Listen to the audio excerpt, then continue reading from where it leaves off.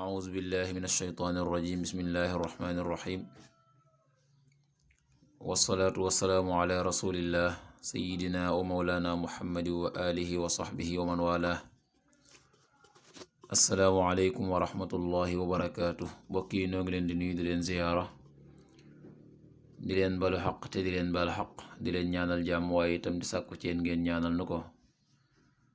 nuy ñaanit boroom bi tabaraka wa taala mu defal nu tawfiq boolu nit defal limbal bokki nu dikkaat ak yéen ci xadis bis bi mu di xadisul yawm niki ni ko baaxoo di ànd ak yéen bis bu jot seen mbokk Cheikh Mbay Seck di ko ànd ak yéen an Sahal ibni Saadin qaala rasulullahi sallallahu alayhi wa sallam man yadman lii ma bayna laxyayhi wa ma bayna rijlayhi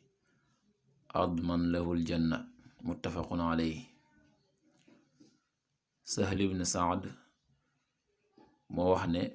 yonent bi sallallahu alayhi wa sallama nee na man yadman lii kan moo may gàddul maa bayna laxyayhi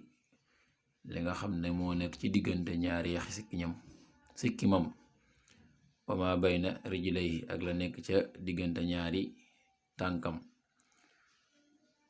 adman ma warlul ko lahu ñeel ko aljana yonent bi sallallahu alayhi wa sallama dafa wax ne ana kan moo koy gàddul te moo koy lan fexe ba tee la nga xam ne moo nekk ca diggante ñaari yaxi sikkimam te mooy làmmi ñam koo xam ne gàddu na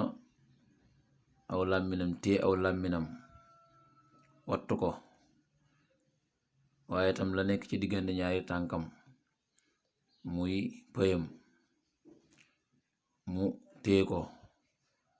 nee na anakan mooy def lool bu ko defee rek ma warlul ko aljana ndax ñaar yooyu koo xam ne tee nga ko wattu leen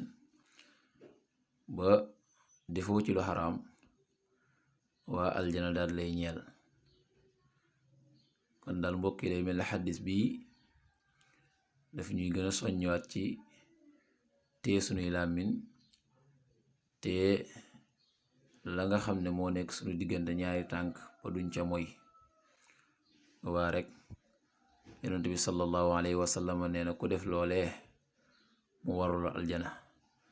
yàlla na yàlla defal tawfiq defal ndimbal in uridu al islaha mastata'tu ma tawfiqi illa billah wasalaamu alaykum wa rahmatullahi wa barakatuh.